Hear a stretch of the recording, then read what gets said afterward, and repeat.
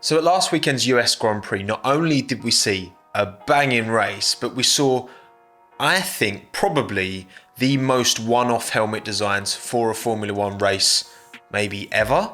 I mean, 10 drivers out of 20, half the grid, had a one-off helmet design for this race. So I thought that deserved its own video. I might at the end of the year do a total kind of helmet ranking, but I wanted to just look at the 10, rank them from what I think is best to worst, but also talk about the story behind them, because yes, some of them were just, you know, America, but others did have a bit more depth to them that I didn't really see being covered too much. So I want to tell those stories as well as ranking the lids. Oh, one more thing before we start. I haven't asked you this at the start of the video for a while now, but if you wouldn't mind clicking the like button, it would be good to see how asking everyone to click the like button at the start actually affects the analytics, because I'm a bit of a nerd for that kind of stuff. And also double check, make sure you're subscribed as well. Cheers.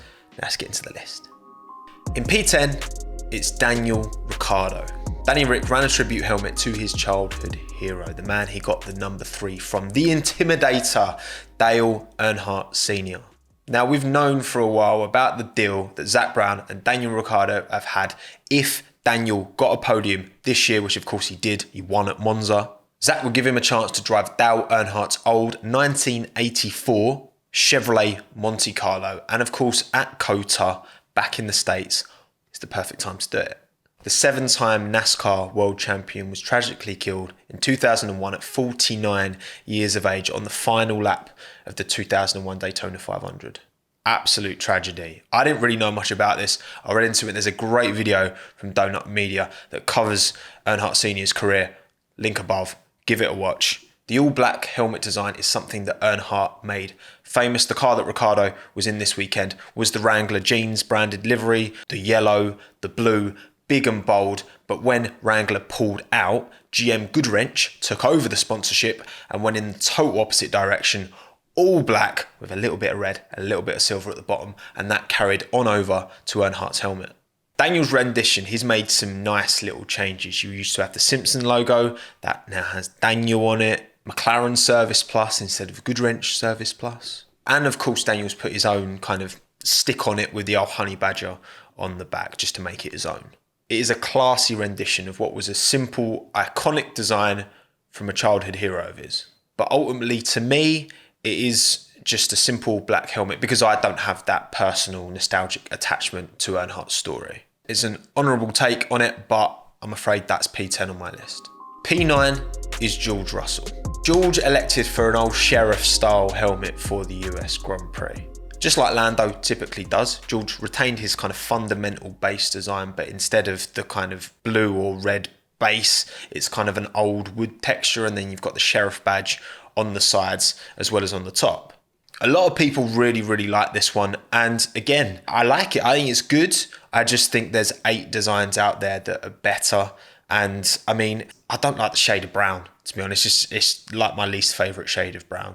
My dad would have loved this one, actually. He was literally obsessed with old westerns, but that was never me. Sorry, George, but you're P9. P8 is Fernando Alonso. Fernando's base design might be one of my favourites on the grid right now, genuinely. I absolutely love the colour combination of the blue, the yellow, and the red. And he's carried that colour palette over to this design, but aesthetically, I don't like it as much as the standard design, but that doesn't really matter because the message it's carrying is more than worthy. The La Palma Island of the Canary Islands is currently experiencing its 5th week of intense volcanic activity. The helmet therefore depicts the volcano on the rear with big plumes coming out and La Palma in text on the bottom. And respect to Fernando for using his platform to draw attention to the issue that, I mean, I don't watch traditional news and I had no idea this was a thing until I saw Fernando's helmet and the story behind it. There's been numerous earthquakes, the threat of tsunamis is pretty high, and thousands of people have already been evacuated from their homes. The situation appears to be pretty dire, so I would encourage you to support. I've linked down in the description below the charity link that Fernando shared, the Cruz Roja donation page. If you want to give, if you can give, please do. P7 is Nikita Mazepin. Mazepin's standard helmet is pretty decent. I quite like it. It's the orange and the black.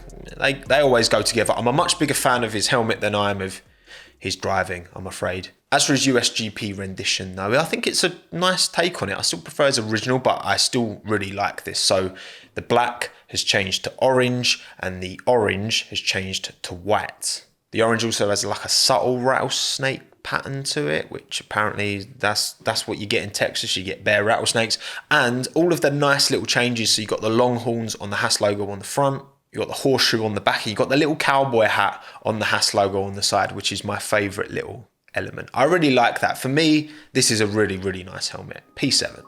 P6 is Charles Leclerc.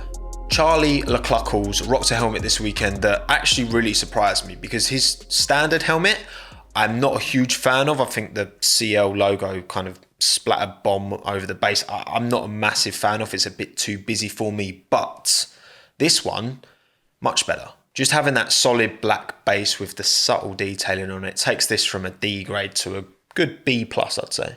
This helmet isn't referencing the US at all. This is actually referencing Charles's 10-year relationship with Swiss watchmaker Richard Mille and their 20-year anniversary, because they were founded in 2001. The colour balance is great. You've got the black and the white, which are dominant. Then you've got the red, and even the kind of the tealy blue in the Kaspersky and the Riva logos. Works really nicely. I really like this helmet, and I love the Mission Winnow logo. I think it's a really, really nice word mark. Very good, Charles, very good.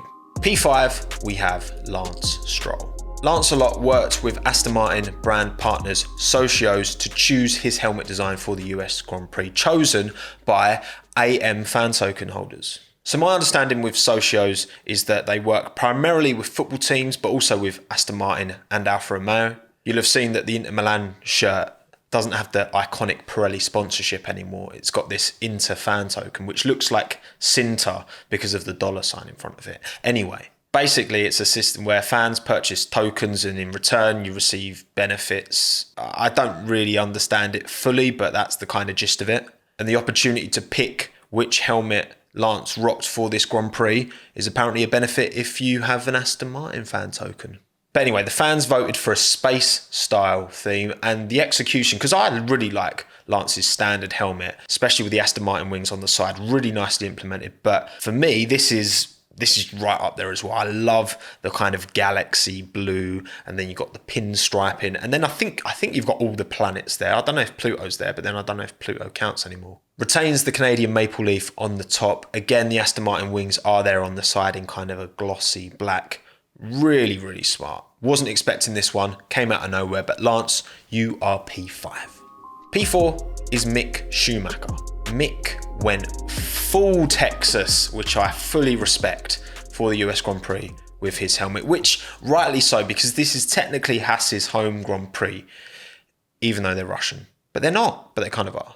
You've got the shiny silver base, which has that kind of subtle cowboy style kind of flower thing on it. You've got the red, white and blue Texan state flag that kind of wraps round, and in the back you've got the star with the blue background. Really nice. Even like the logos, like the 1&1, who are Mick's personal sponsor, that blue really works well. It's all kind of brought together quite nicely. You've got Under Armour as well, which are a big US sportswear company, of course. But the best thing of all is on the top. It's got the kind of weathered Texan road sign with the 47 on it. And overall, the whole design has been rusted to make it look kind of more weathered, which works really well. This is a very, very nice helmet.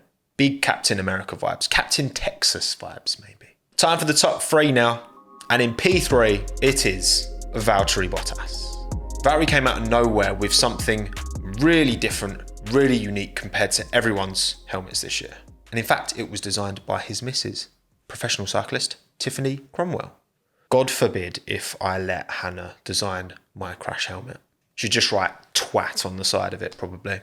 Tiffany did design it, although she took heavy inspiration from a pre-existing design, which is pretty iconic in Austin. The 6th Street Historic District mural, I really find that difficult to say, don't know why, was commissioned by the Sanctuary print shop in 2012 and is one of Austin's more kind of iconic murals. There's loads in Austin and they look quality. The mural was later remixed by Andrew Mannings, and that's the design we see today. That's the design that Valtteri's posing against when he's showing his helmet off.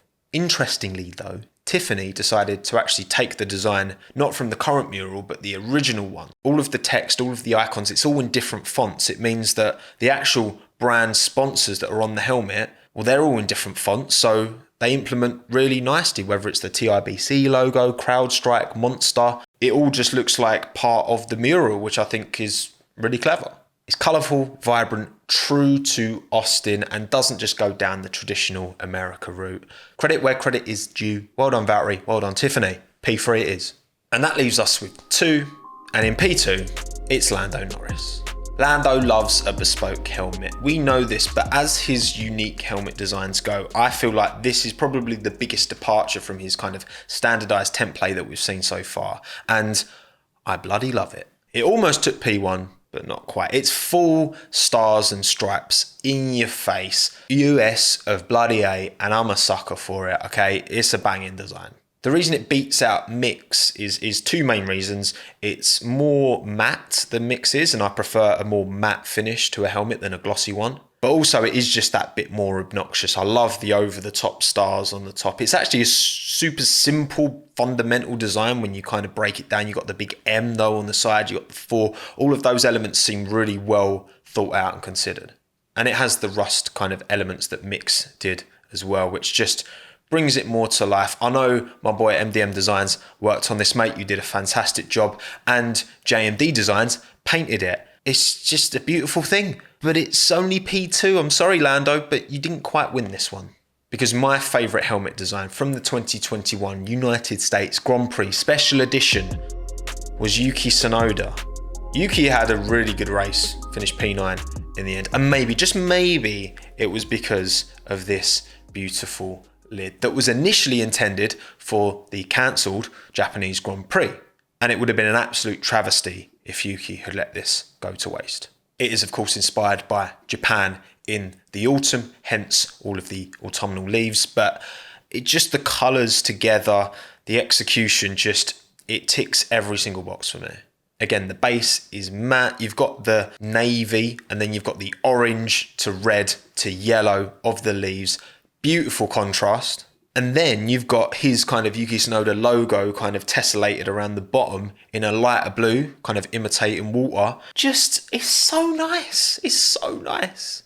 Even Yuki's got his name written vertically along the back. Even that is just, yes. And then usually Red Bull ruin that because they insist you have to have Red Bull stuck on the sides, right? And obviously the AlphaTauri lads, they have to have AlphaTauri stuck on the sides. Usually that's a hindrance, but for me, no, actually it all works together. It works with the AlphaTauri logos on the side because they've kind of stripped it back a bit. In terms of the actual design, it is just a navy blue helmet, AlphaTauri's on the sides, some leaves on the top, your logos, and then his logo tessellated at the bottom. That's it. There's no like crazy shadows. There's none of that stuff, which I love a simple dome. I love a simple lid. I find those designs so much more aesthetically pleasing generally than super busy ones. Although I did put Daniel last in this list, so that maybe doesn't ring true. I don't know. I just like what I like, okay? I'm sorry. Yuki Tsunoda, my friend, well played. You are P1. So that's what I think of the 10 special edition helmets we got for the 2021 US Grand Prix. Let me know in the comments below what your top 10 are. Or I've put a link to, I made a tier list so that you can see all 10 of the helmets. You can make your own and then maybe send it to me at @TomMcCluskey_ on Twitter so I can see how you've ranked them. My name's been Tommo. It's been a pleasure as always. I'll see you on the next one. Thanks again. Have a good one. Ta-da.